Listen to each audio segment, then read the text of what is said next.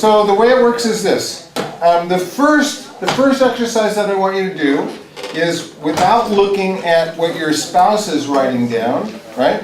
You're going to describe for me your expectations for the normal role of husband, or if you're a husband, the normal role of wife. You're just going to write down what you expect out of a wife or a husband, okay?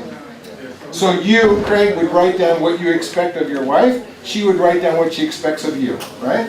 Same thing, you would write down what you expect of your husband. How do you want to write it? Just the word? Just write down the first 4 or 5 things that come to your mind. What are the things you expect your husband to do? Like, for example, I expect my husband to be the breadwinner. Okay. That's an expectation, right? A normal expectation. What do you expect your husband or your wife to do? You're not writing down your expectations. You're writing down the expectations you have for your partner. Okay? Take a couple of minutes and do that. At the top of your list, as soon as I asked the question, you had something in mind. Just write that down. And by the way, you don't get to peek at each other's papers either.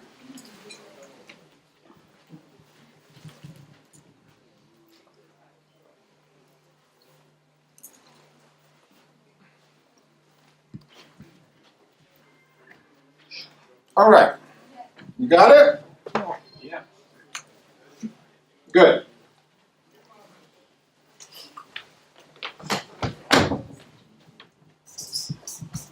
Wife.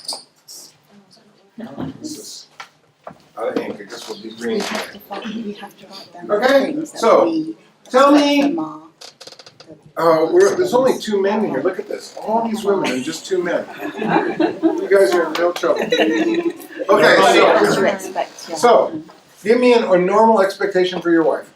The first thing at the top of your list, the one thing that you absolutely require of your wife, the thing you expect from her. Respect. Respect. You want your wife to respect you. Right. CT, okay? CT. Okay, that's an interesting word because it's nice and amorphous. In other words, I can apply that to all kinds of things. I mean, I respect the Queen. I have no relationship with her at all, but I respect the status, the office, right? When you say respect, what do you mean? As in, That when you come home and walk in the door, she should do this. no. That's not right. That's respect. Well, What do you mean by respect? as in, when I want to make a decision, I want to respect what this decision I make. Okay, by respect, do you mean you want her to agree? To agree in a way, yes. Okay. Yeah. So by respect, you mean you want her to agree with the decisions you make. That's right. Okay, good. So that means, respect means, I decide, you comply. Right? Isn't that what you just said? You want her to agree with the decision that you make. Yes. Even if she doesn't, even if she thinks it's the wrong thing, you want her to agree. Yes. Right, so respect means I decide, you comply. Right? Yeah, good, thank you. I mean, the whole idea is that we have to be clear about what we're expecting, okay? What about you? To tell me the truth. To tell you the truth. To tell me the truth. Okay? Great, that's pretty clear. That means even if you don't want to hear it, you want to hear it. Correct. Okay, so you want her to tell you exactly what she thinks. Yes. Great. Okay. Okay, but you didn't even do the exercise. Where were you? You did it, but he didn't. No, I didn't. I haven't. You haven't done it. Just joined me. Give him a piece of paper and a pencil. The poor guy didn't even come prepared. Okay? So while I'm getting things from other people, you're going to write down the 3 most, since you weren't here for the whole exercise, the 3 most important things that you expect of your wife. The 3 most important things you expect of your husband. The things that you expect him to be, okay? Or to be like, or to do. Right? By the way, my daughter has one of those shirts. In fact, when we were in Israel, we had about 12 kids with us between the ages of 15 and 25. They all got those shirts, and we went out and found this really fantastic troop that was doing exercises, and and they shot pictures with two 18-year-olds carrying AR-15s, two 18-year-old girls carrying AR-15s, and all of them around them. It's a really great picture. I'll put it up on my website someday. Okay, so you didn't do the exercise either. I'm allowed. You're allowed? I'm allowed. Oh, that doesn't mean that you can't do the exercise. You don't have any expectations? You need to have expectations. Okay. So here we go. Now, okay, that means we're back to you. Give me another one. Spending time with me. 2, 3.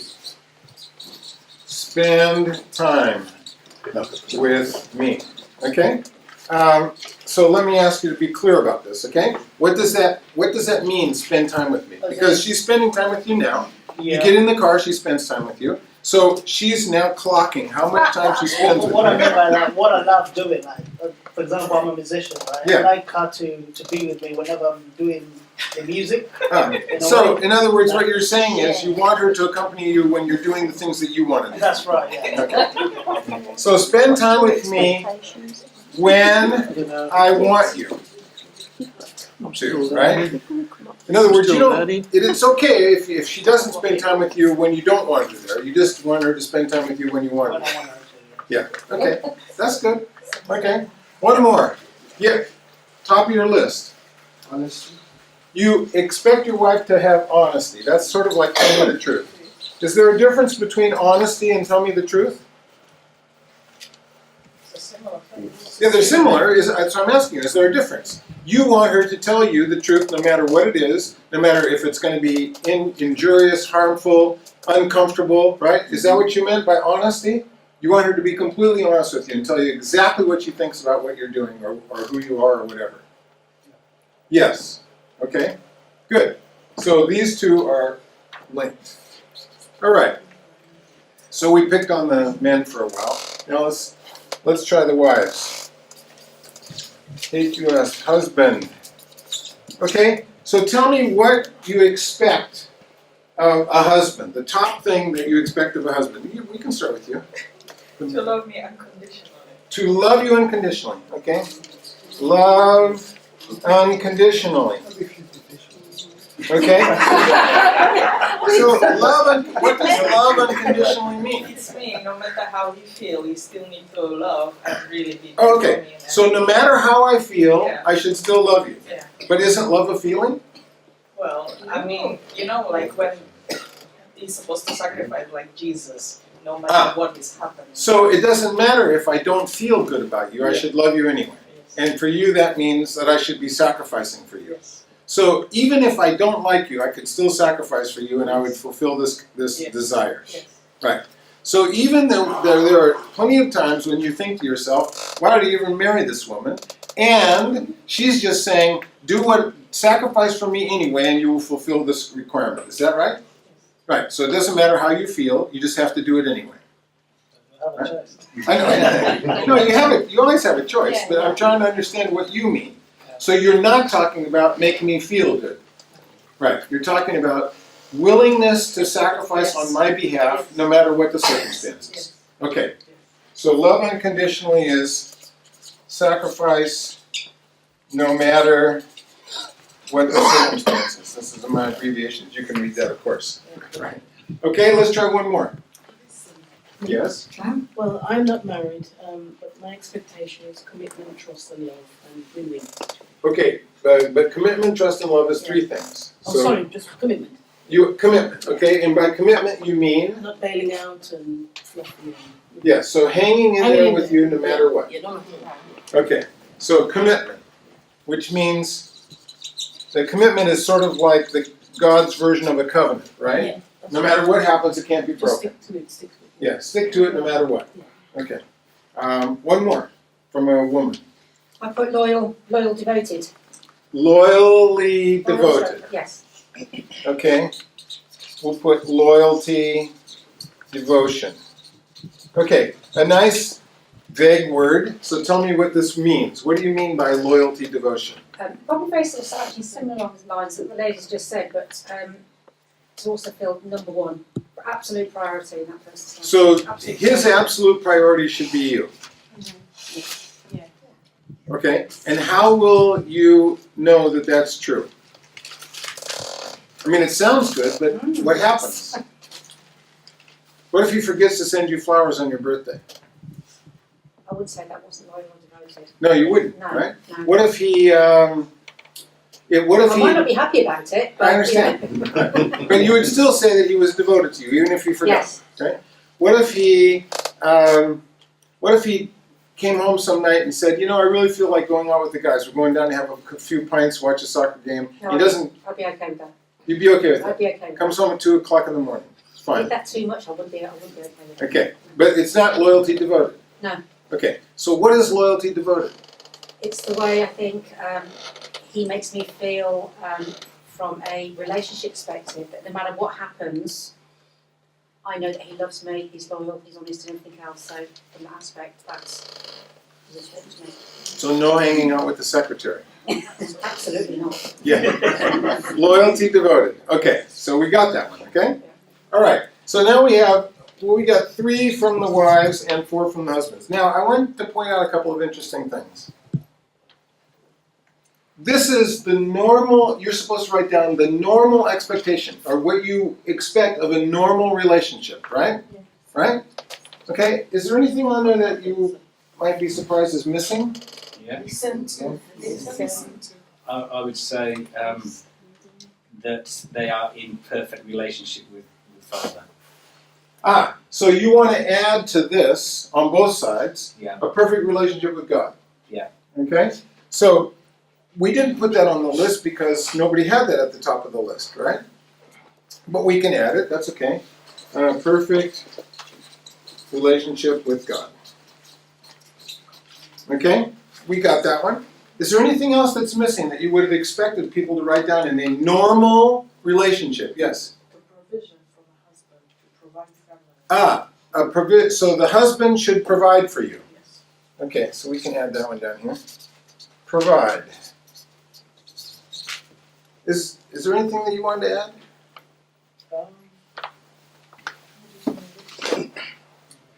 No? Okay, that's fine. Isn't it interesting that, now maybe it's just Britain, but I don't think so. Communication, maybe What? Communication should be up there. Communication? Yeah, that's good. But this one isn't on there anywhere. They're very reserved, the British people. They think it, but they don't want to say it. But you know, I do this all over the world, and it's never on the list. Really? It isn't on the list in South Africa, in Australia, in the United States, in Britain. It's never on the list, which is really interesting, because if you listen to the culture, this would be the first thing on the list. Right? What does the culture teach you about the relationship between a man and a woman? That it should involve intimacy. But when it comes down to actually saying what I want from my husband or from my wife, it isn't even on the list. Isn't that interesting? You should reflect on that, because what it says is that the culture is trying to set parameters for you, which ultimately, when it boils right down to it, you don't even have. Right? I mean, sex is nice. It should be part of the relationship. But because it doesn't even show up on these are the things I expect from my wife, these are the things I expect from my husband, doesn't mean that the culture should be shaping the way that you think about the relationship so that you meet the cultural standards. Because this doesn't show up in the Genesis account either. Do you realize that sex doesn't show up until Genesis chapter 4, verse 1, when Ahavah uses the pregnancy to create revenge on Adam. Until that point, there is no mention of sex in the Genesis account. There's a mention of transparency. We assume that nakedness means that they were sexually intimate, but it doesn't say that. It says that they were one with each other. Right? We have interpreted that to mean that there's sexual intimacy and that it has to be sex and that it has to be on the list. But when it actually comes down to what you really want, it isn't on the list. Isn't that interesting? But the other things obviously are much more important. And so what we have to do to exercise redeemed marriages is to not be driven by the cultural ideal, because the cultural ideal doesn't reflect what reality is for you. Right? The cultural ideal doesn't reflect that when he comes home, you're going to be ready, looking fantastic and ready to jump in the bed. It's not going to happen, right? And if your expectations are in that direction, then you're being influenced by the culture, not by what your wife actually expects, right? What's also interesting is, I'm glad you put the provision in there, because it's interesting that you would put provision in, but he doesn't have provider on his list. Right? He doesn't say that the normal expectation for the husband is to be the provider. You believe that the normal expectation is to be the provider, but he doesn't have it on there. Why? Because he's interested in these things. He's interested in how you treat him. I'm assuming that the role of provider was so much a part of how you're just thinking it. I mean, it's just assumed, so you don't even have to spell it out. What you really spelled out are the things that are missing or the things that are in jeopardy. So those are the things that you most desire. And being a provider is just what you do anyway. So why write it down? Okay? What women write down here is really not the ordinary everyday kinds of things that they get anyway. It's the things that they want. Right? So look at this here. This is the secret, guys. Look at this list. The list that the women put down there, and realize that if you fulfill these things in their lives, you're going to get all of these. Right? Instead of battling over, I don't get respect, fulfill the things that she wants, and you will get respect. Instead of worrying about getting loyalty and devotion, act on the things that they want, and you will get loyalty and devotion. You see how it works? What happens is this. We have different lists. And so you're trying to get the things on your list, and they're not even on his list. Instead of doing what's on his list and discovering that you will get what's on your list. Right? Just this one little simple exercise tells you, my list isn't her list. And so if I'm only working on getting what I want, but it isn't on her list, she's not even going to think about it. I have to do what's on her list so that she will start doing what's on my list. You see how that works? Right? And the first thing you have to do is ask your spouse, what's on your list? Right? Instead of me worrying about how I'm going to get this and this and this and this, I should be thinking to myself, how can I do this for you? How can I do this for you? How can I do this for you? And as soon as that happens, as soon as you start showing up when he's doing music because you just want to be with him, guess what? He will start realizing that you respect him, and it'll be on his list, and he'll be excited. And as a result of that, he'll show you more compassion and devotion, right?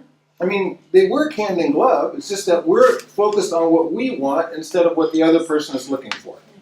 Okay? Simple little exercise to help you see that if the dynamic of the relationship is going to work according to the Genesis story, you need to know what the other person is expecting. Right? Okay, let's try one more. Okay? This is... Okay, from your perspective, what are the points of disagreement or friction in your marriage today? You just get to write them down. What are the points of disagreement or friction? In other words, you have the significant other in your life. If you're not married, maybe it's a boyfriend or a fiancé or somebody else in your life. What are the points of disagreement and friction? What are the things that you argue about the most? I just told you, Roseanne and I argue about grown children. I mean, we've made it through money and geography and all that kind of stuff, but grown children are a real big issue in our lives. Okay? What are the things that you argue about the most? Where do you feel the most tension? Okay? Write down the 3 most important issues that create conflict. The 3 things in your life that create conflict.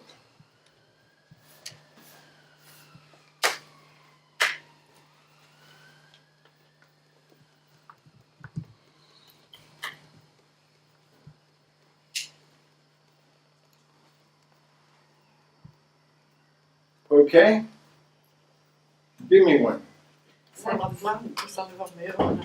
You don't have any conflicts in your life. Only with me. What? Only with me. Okay, yes? I could answer one. Financial. Finances. Okay. So the thing that creates the most stress Well, I'm not and in any relationship, but I'm you know, I saying understand that. it's Money. everyone, isn't it? Finances. yeah, money. Okay? Going back to your thought, sex. Sex creates conflict. Does. Okay? Okay? Great. Yes. Not communicated enough, so you basically not having enough understanding. Not having enough of communication. Yeah. So are you not talking or you're just talking past each other? Not properly, like you Not have a understanding. time and sit down and you Ah, talk so and you have no time to actually talk to yeah, each other. Yeah. Okay. Yeah. So the conflict isn't over communication, the conflict is over time. But sometimes you don't even talk enough, so that's also on top of that. Okay. Yeah. Talk enough. Probably depth. Depth of communication. Depth. Okay, that's probably in the same idea. There is another. I mean, listen, you can talk and talk and talk, but it's always about what are we going to do for dinner? How do we get the groceries? Who's paying the bills? Da, da, da, da, da, da, da. When I travel a lot, I often have to remind Roseanne that I don't want emails of the long list of everything that needs to get done, because I know it needs to get done. The question is, are we going to talk about anything else? Another thing is work and children. So you conflict, work, and children, of course. My husband doesn't want to work much, and when I work, the after is not happy because we feel like I'm not supposed to be at work. Okay. So, So work and children. What else? Unfulfillment of roles, unfulfillment of certain roles, men's roles and the women. Unfulfillment. Cooking and doing practical things. Okay, I just need to have some explanation here because and that's just because I don't understand. Unfulfillment of what? Of the men's role and Roles. the Okay. roles. All right. Or the So ladies. you have an idea of the role that you should play, and he has an idea of the role he should play, and they're not being Yeah, fulfilled. that's the argument. Whose roles, who Ah. has roles and who hasn't got, you know. Who what roles to do. is responsible? That I must do the cooking, he must do the Right. I don't know whatever. Who's responsible? Mopping, Yeah. whatever. Who should do what? Okay? That reminds me of a great story in South Africa that we'll get to sometime. Okay. Somebody else. Listening. Yes? Church. Church is a conflict. Okay. Where to go to church? Where to go to church is a conflict. Where to go to church actually causes conflict in your marriage. Different beliefs and all that. Okay. Or you don't mean just which church to go to, but you mean actually the differences in beliefs. Yes. Because it wouldn't make any difference which church you went to as long as you had the same beliefs. Yeah, beliefs. Yeah. Okay. So what you're really saying is that the conflict is about religion. It's not really about church, right? Yeah. Because I can go to any number of different churches, just go along with you, but what you're really saying is you want to believe the same. Yeah. Okay. That's it, yeah. Anybody else? Grandchildren. Yeah, just add those here. Work, children, grandchildren. Just children in general. Yeah. Just other interferences. Okay. Work, children, and grandchildren. Okay. one more cultures because we have a different background, so cultures Ah, also okay. sometimes a problem. Because you're expecting to do certain things, but Yeah. you don't know what actually is happening. Yeah, but this is interesting. Okay, so I think we can all agree that finances have a lot to do with it. In fact, did you know that more divorces occur over money than any other issue? Yeah. Right. Okay? So finance is right at the top of the list of the things that cause disagreement. I don't think that there's any disagreement about this. I mean, people agree that sex is nice and that you would like it. They just disagree over how often, when, and everything else, right? Okay. Yeah. Right? I mean, I don't think, I've never met a woman who said, no, sex isn't part of the agenda at all. But I've never met a man who didn't think that there should be more of it, right? So the whole point is we agree, but it's not the issue, it's the timing and everything else, okay? Yeah. And part of that is associated with this. Time.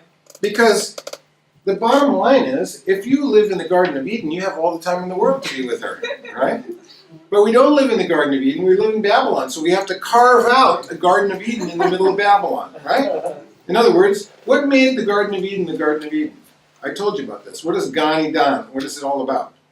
Fence. It's about a protective wall that's put around the Garden of Delight. so that everything that's inside the garden is delightful and all the bad stuff is outside. Yeah. Okay? So if you're going to have a redeemed marriage, you need to create a garden. And the garden means that there's a wall that goes around whatever those delightful things that you have in your marriage so that nothing gets in the way of them. Right? You don't open the gate and let in grandchildren and children, work and religion, right? You don't let all those kinds of things get in, because when you do, it's not delightful anymore. What you need to do is pick some area of your life that you can establish as the garden, right? And you're going to put up a wall, and you're going to say, look, when it comes to these things, it's just you and me. When it comes to this, it's just you and me. It's not my music and her work. It's just you and me. So you find the place where it's just you and me, and you put a wall around that. And you don't let those other things, you're not going to let the serpent sneak in under the gate. Because all he's going to do is start questioning things. And what you want to do is put up a wall that says, in this area, it's just you and me. Right? And by the way, the garden can start really, really small. But the idea is to expand it to the globe. That's what God said, right? He's going to put man in the garden. And by the way, that's where the woman was created. The man was created outside the garden, but the woman was created in the garden. Isn't that nice? Because she's delightful. So she should have been in the garden to begin with, right? So then God says, your job is to multiply and fill the earth, which means that the garden has to get bigger. So you start by saying, where's the garden in our life? Yeah? I'll give you an example.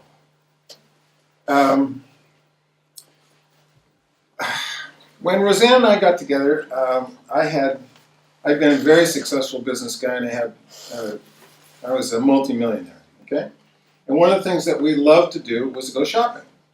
And it wasn't because I was shopping for me, it's just that I loved to see her shop and enjoyed very much going with her so that she could try on all the clothes and she had a great time, and of course, money was no object, so she could get whatever she wanted. And so it was delightful for me to be involved in the process of seeing her enjoy what she was doing. There was a wall around that. We used to just absolutely take an afternoon and go shopping. And just spend the time together. That's all. Nobody interfered with that. Okay? Then, of course, what happened is that, a financial disaster occurs and now we don't have any money. And so what do?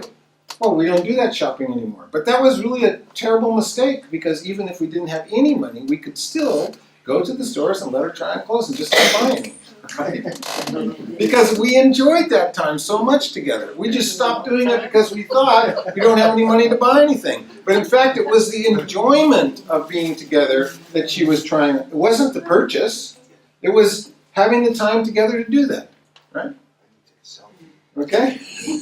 All right. How about who's responsible? I mean, this is the guardian angel argument. And the guardian angel argument goes like this. It has nothing to do with who does the dishes and who does the cooking. It has everything to do with the relationship between the vehicle that God put in your life to listen to your direction for who you are, and your responsibility to communicate with her what God said in His Word. And once those things get in place, I don't think, cooking and taking out the garbage and making the beds is going to be a big deal.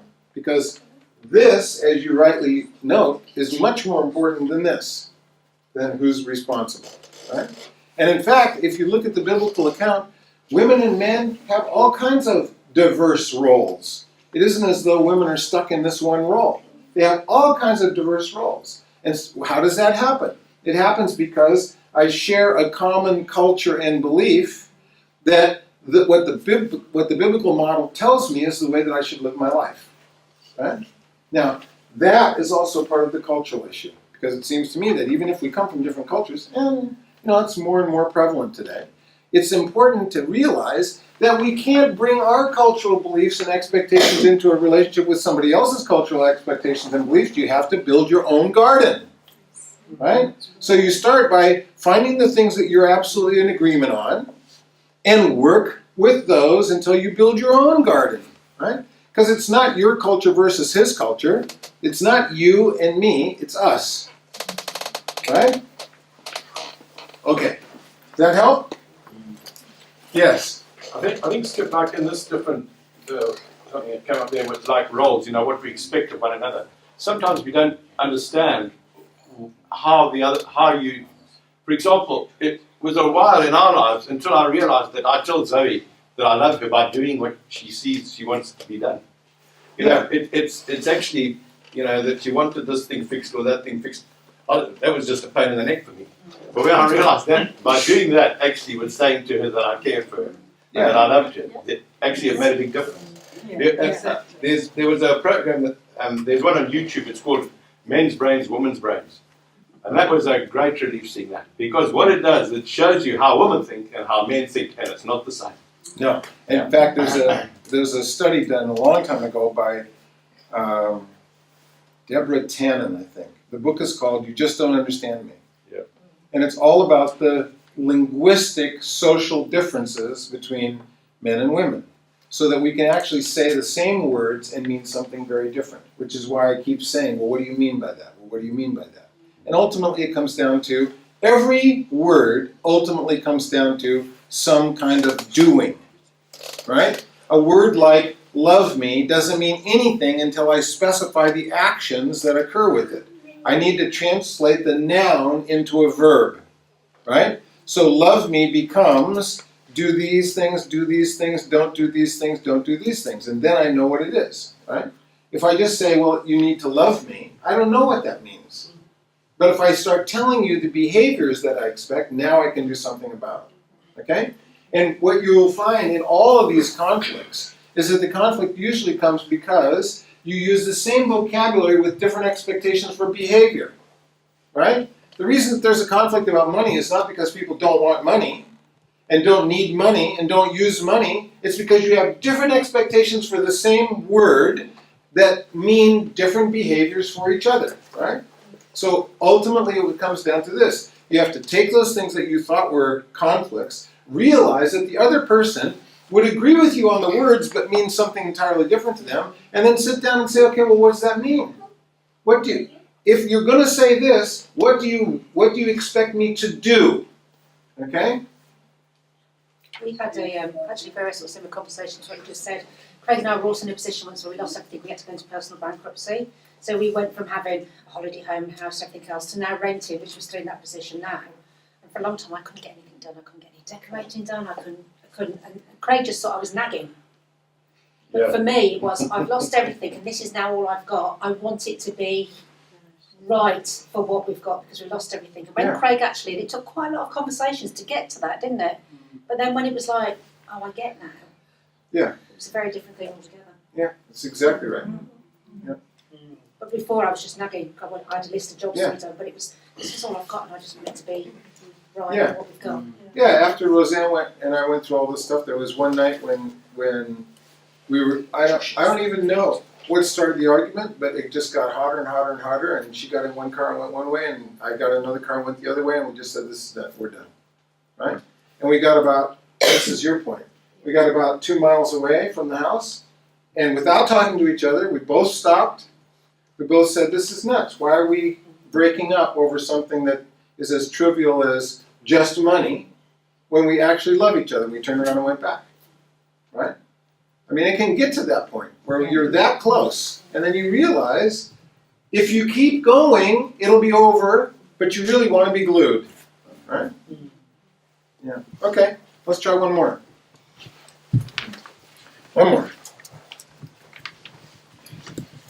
Skip, can I just mention also with a woman, one of the biggest things is that her home is an expression of herself. Yes. And if she isn't allowed to express herself in this way, like making a pretty home or a fluffy cushions or nice chandeliers or something, and if it's scorned by the husband or not seen as important, then that is taken as rejection. Yes. And that I And don't boy, can I give you a good example. Because Roseanne is, So true. my wife is a cordon bleu chef, so food is usually pretty good. And she's an interior designer, right? So she designed and decorated the entire house, and it is literally her house. I just visit there once in a while. We'll have to have a rule. But because it is an expression of who she is, she will sometimes, in moods change, right? So she says to me the other day, I just want to get new furniture. And I'm like, all I see is the dollar signs. Money, money, money. So my reaction to her expression of creativity in her home is, yeah, but we can't afford that. Which is the same as me saying, your need to express yourself is invalid. Right? So it isn't that Roseanne isn't careful with money. She is. She's very, very good about it.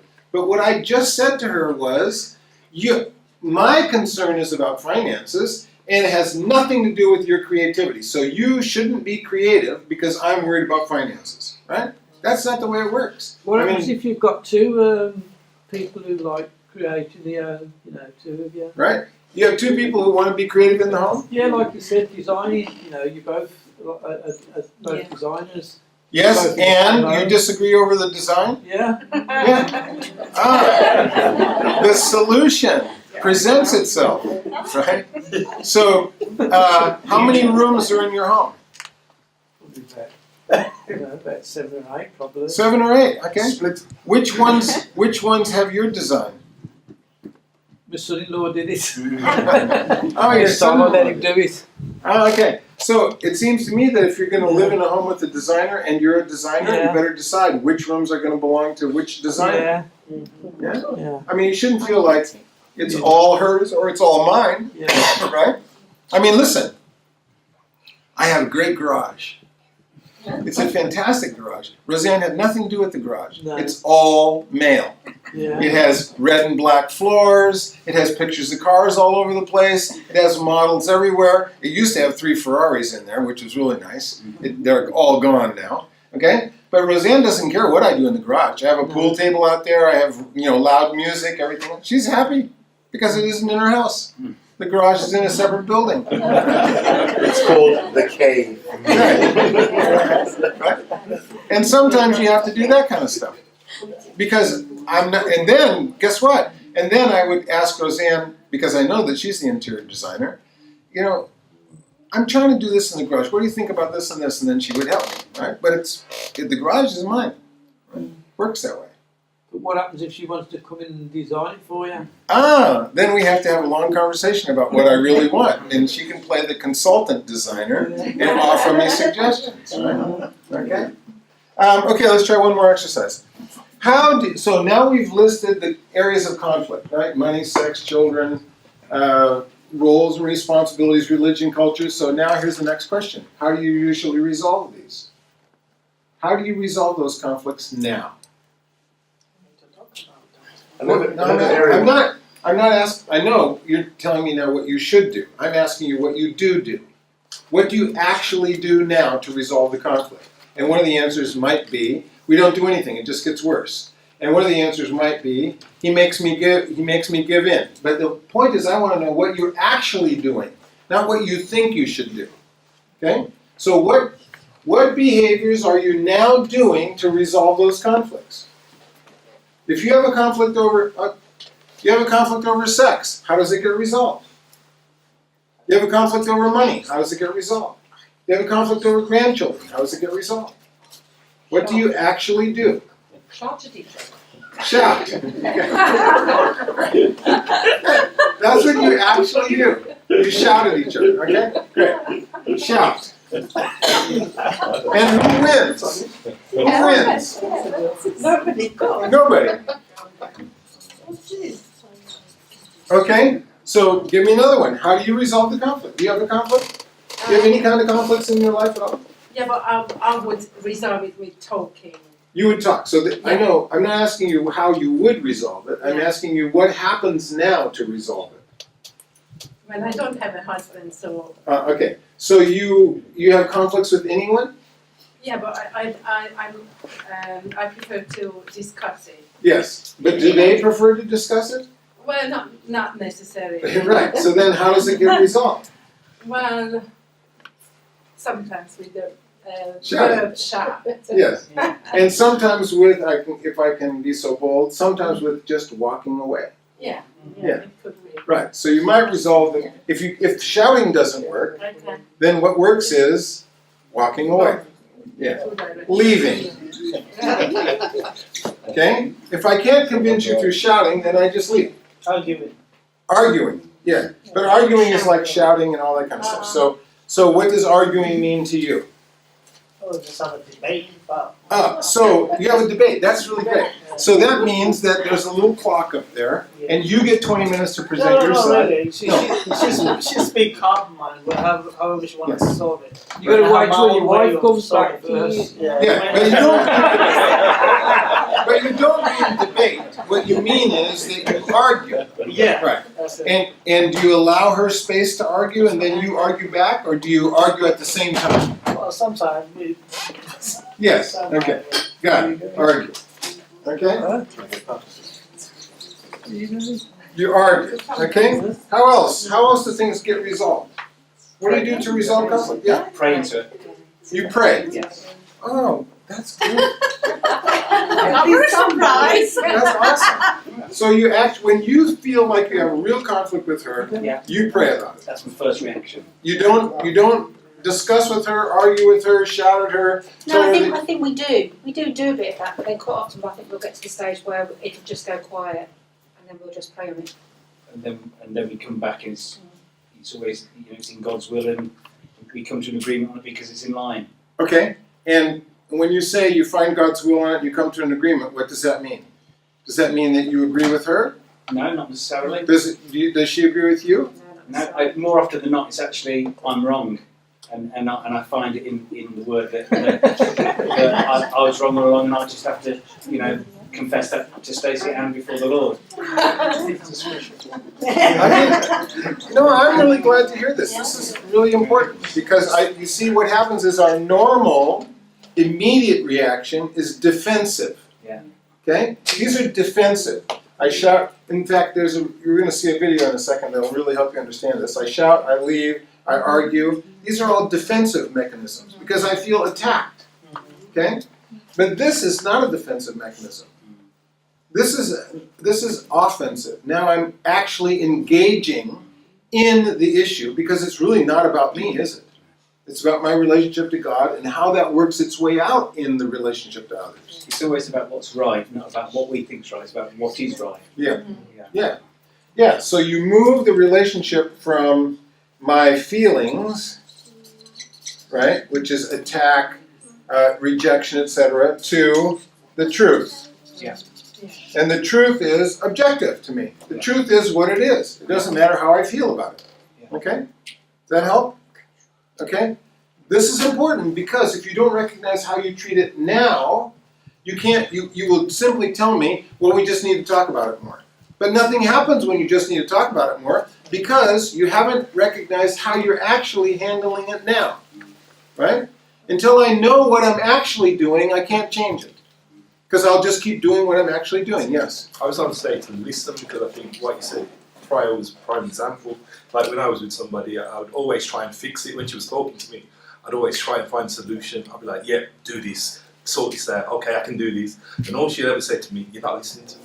Yeah. And I realised it took me a long while to learn to sit down and just listen and say, okay, I hear you.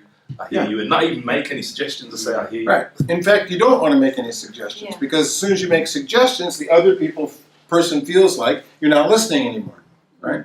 I mean, that's the problem with an argument. An argument is I hear myself. I don't hear the other person. I'm basically arguing, listening to myself. Right? I'm not hearing what the other person says because my argument is in the way of listening to what they're actually saying. Okay? The problem is it's men, the way men think and women think. Because a man, if he has, if I share something, I want you to help me fix it. That's why I talk to you about it. Or I'll discuss something until I come to a solution about a certain, what are we trying to, to understand something. Yeah. But a woman doesn't feel like.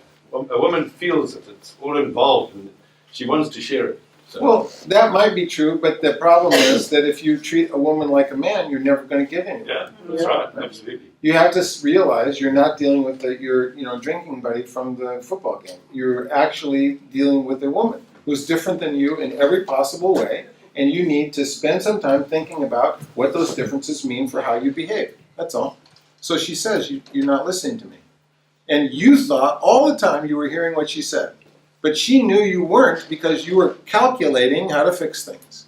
Right? Now I'll be quiet and I'll listen and Yeah. I take a time before I answer. Right. Okay, let's see. Let's try one more.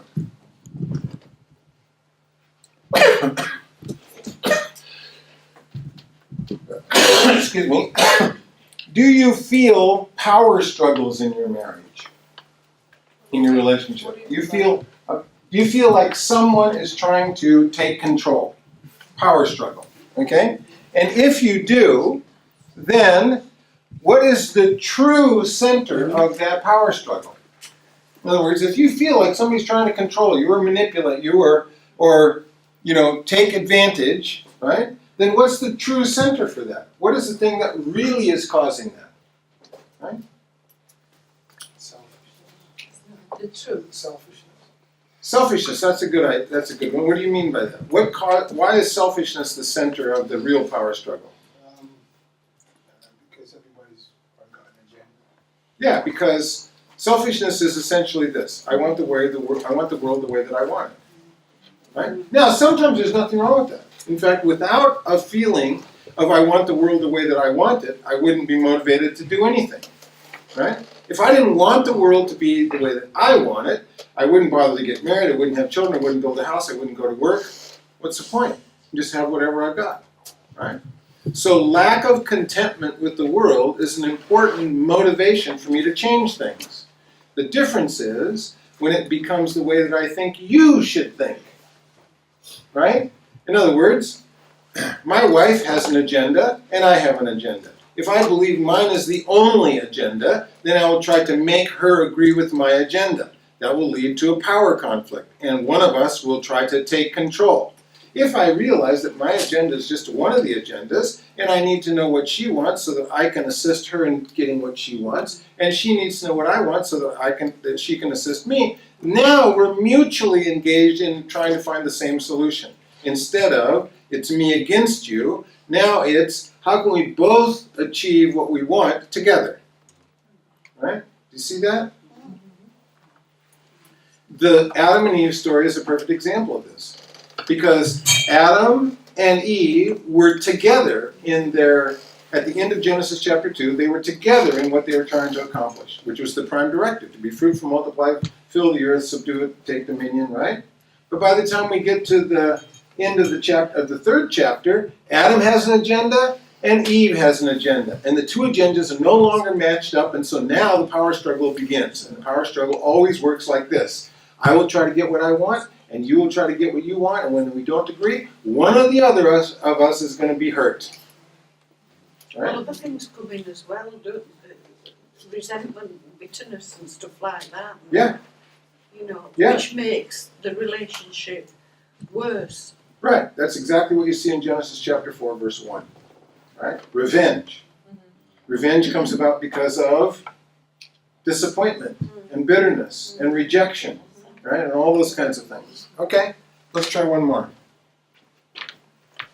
And then I want you to watch a video. One more. Now that you understand something about the Genesis paradigm, right? Here's the most important thing you're going to learn from these 2 days. And it's real simple. You write down one thing, just one thing that you're going to do differently from this point on to help your spouse or your significant other become the person that God wants. Just one thing, right? We've gone all the way through the Genesis story. We've looked at all the permutations of the Genesis account and all the other books of the Bible. And now I'm asking you to do just one thing. I want you to write down one thing that you're going to do starting today that's in line with the Genesis story that will make a difference in your spouse's life. Just one thing. But I don't want a general, I need to love her more, or I need to listen to her. I'm talking about a specific behavior. So if I believe that I need to listen to her more, I would write down something like this. I agree that I will take 20 minutes a day out of my schedule, no matter what I'm doing, to sit down and ask her if she will share with me how she feels. I can do that, 20 minutes a day. All right? If I'm not doing it now, that's the one thing I have to do. Right? For that 20 minutes, nothing is more important. I don't answer a phone, I don't look at my emails, I don't turn on the television, I don't listen to what the children say, I'm not asking her any questions about what she's going to do for me, I'm just listening to what she has to say. Okay? I can do that. That's a behavior. Okay?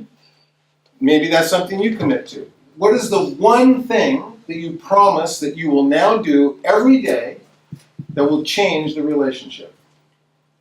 Maybe, in my case, I can tell you what it was in my case. In my case, since the power issue for us was money for a long time, in my case I had to say, listen, I'm just going to give you the checkbook and you can take care of all the bills and the budget and I won't even think about it anymore. Right? I mean, I had to trust that she knew what our finances were and that she would take care of them, instead of me constantly worrying about it. That's what I did. Exactly the same. Yeah. Right. Okay? So you're going to write down the one thing. And now that you've written down the one thing, we're going to see if you can see this video. Now, I'm not going to try to do it this way because it'll crash.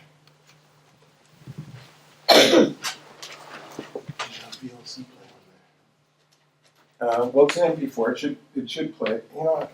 Here we go. Is it? Oh, you need to mirror or drag it over to the other screen. Yeah. Well, unfortunately, I'm not getting any mirroring either.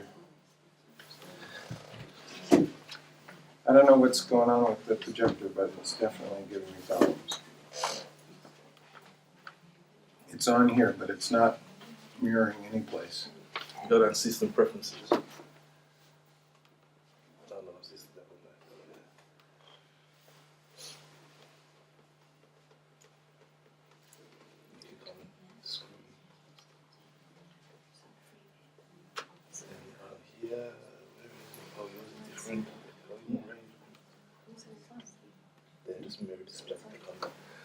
And now you'll have to turn it off, but that shows what's on your screen.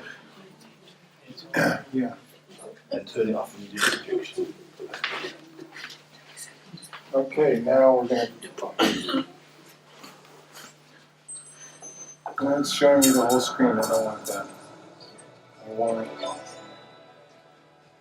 How am I going to do this? What do you want to do? Just load it? Yeah, I want to make it Apple full F. screen. Apple F. Apple key. Command F. Okay, here we go. So I'll start with this. A couple of years ago, an event planner called me because I was going to do a speaking event. And she called and she said, I'm really struggling with how to write about you on the little flyer. And I thought, well, what's the struggle? And she said, well, I saw you speak, and I'm going to call you a researcher, I think, but I'm afraid if I call you a researcher, no one will come because they'll think you're boring and irrelevant. And I was like, okay. And she said, but the thing I liked about your talk is, you're a storyteller. So I think what I'll do is just call you a storyteller. And of course, the academic, insecure part of me was like, you're going to call me a what? And she said, I'm going to call you a storyteller. And I was like, oh, why not Magic Pixie? I was like, let me think about this for a second. And so I tried to call deep on my courage. And I thought, I am a storyteller. I'm a qualitative researcher. I collect stories. That's what I do. And maybe stories are just data with a soul, and maybe I'm just a storyteller. So I said, you know what? Why don't you just say I'm a researcher storyteller? And she went, there's no such thing. So I'm a researcher storyteller. And I'm going to talk to you today, and we're talking about expanding perception. And so I want to talk to you and tell some stories about a piece of my research that fundamentally expanded my perception and really actually changed the way that I live and love and work and parent. And this is where my story starts. When I was a young researcher, a doctoral student, my first year I had a research professor who said to us, here's the thing, if you cannot measure it, it does not exist. And I thought he was just sweet-talking me. I was like, really? And he's like, absolutely. So you have to understand that I have a bachelor's in social work, a master's in social work, and I was getting my PhD in social work. So my entire academic career was surrounded by people who kind of believed in the life's messy, love it, and I'm more the life's messy, clean it up, organize it, and put it into a bento box. And so to think that I had found my way, to found a career that takes me, really one of the big sayings in social work is lean into the discomfort of the work. And I'm like, knock discomfort upside the head and move it over and get all A's. That was my mantra. So I was very excited about this. And so I thought, you know what? This is the career for me, because I am interested in some messy topics, but I want to be able to make them not messy. I want to understand them. I want to hack into these things that I know are important and lay the code out for everyone to see. So where I started was with connection, because by the time you're a social worker for 10 years, what you realize is that connection is why we're here. It's what gives purpose and meaning to our lives. This is what it's all about. It doesn't matter whether you talk to people who work in social justice and mental health and abuse and neglect. What we know is that connection, the ability to feel connected, is neurobiologically, that's how we're wired, it's why we're here. So I thought, you know what, I'm going to start with connection. Well, that situation where you get an evaluation from your boss and she tells you 37 things that you do really awesome and one thing that you an opportunity for growth. And all you can think about is that opportunity for growth, right?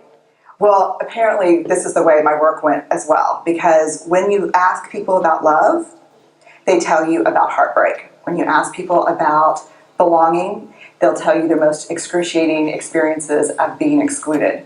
And when you ask people about connection, the stories they told me were about disconnection.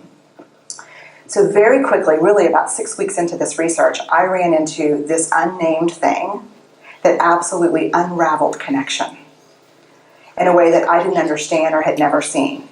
And so I pulled back out of the research and thought, I need to figure out what this is. And it turned out to be shame. And shame is really easily understood as the fear of disconnection. Is there something about me that if other people know it or see it, that I won't be worthy of connection? The things I can tell you about it, it's universal. We all have it. The only people who don't experience shame have no capacity for human empathy or connection. No one wants to talk about it, and the less you talk about it, the more you have it. What underpinned this shame, this I'm not good enough, which we all know that feeling, I'm not blank enough, I'm not thin enough, rich enough, beautiful enough, smart enough, promoted enough. The thing that underpinned this was excruciating vulnerability. This idea of, in order for connection to happen, we have to allow ourselves to be seen, really seen. And you know how I feel about vulnerability. I hate vulnerability. And so I thought, this is my chance to beat it back with my measuring stick. I'm going in, I'm going to figure this stuff out, I'm going to spend a year, I'm going to totally deconstruct shame, I'm going to understand how vulnerability works, and I'm going to outsmart it. So I was ready, and I was really excited. As you know, it's not going to turn out well. You know this. So I could tell you a lot about shame, but I'd have to borrow everyone else's time. But here's what I can tell you that it boils down to. And this may be one of the most important things that I've ever learned in the decade of doing this research. My 1 year has turned into 6 years. Thousands of stories, hundreds of long interviews, focus groups. At one point, people were sending me journal pages and sending me their stories, thousands of pieces of data. And 6 years. And I kind of got a handle on it. I kind of understood this is what shame is, this is how it works. I wrote a book, I published a theory, but something was not okay. And what it was is that if I roughly took the people I interviewed and divided them into people who really have a sense of worthiness, that's what this comes down to, a sense of worthiness. They have a strong sense of love and belonging. And folks who struggle for it, and folks who are always wondering if they're good enough. There was only one variable that separated the people who have a strong sense of love and belonging and the people who really struggle for it, and that was the people who have a strong sense of love and belonging believe they're worthy of love and belonging. That's it. They believe they're worthy. And to me, the hard part of the one thing that keeps us out of connection is our fear that we're not worthy of connection, was something that personally and professionally I felt like I needed to understand better. So what I did is I took all of the interviews where I saw worthiness, where I saw people living that way, and just looked at those. What do these people have in common? And I have a slight office supply addiction, but it's another talk. So I had a manila notebook, a manila folder, and I had a Sharpie, and I was like, what am I going to call this research? And the first words that came to my mind were wholehearted. These are kind of wholehearted people living from this deep sense of worthiness. So I wrote at the top of the manila folder, and I started looking at the data. In fact, I did it first in this in a 4-day, very intensive data analysis where I went back, pulled these interviews, pulled the stories, pulled the incidents. What's the theme? What's the pattern? My husband left town with the kids because I always go into this kind of Jackson Pollock crazy thing where I'm just like writing and going and kind of just in my researcher mode. And so here's what I found. What they had in common was a sense of courage. And I want to separate courage and bravery for you for a minute. Courage, the original definition of courage, when it first came into the English language, it's from the Latin word cur, meaning heart. And the original definition was to tell the story of who you are with your whole heart. And so these folks had, very simply, the courage to be imperfect. They had the compassion. And the last was they had connection. And this was the hard part. As a result of authenticity. They were willing to let go of who they thought they should be in order to be who they were, which is, you have to absolutely do that for connection.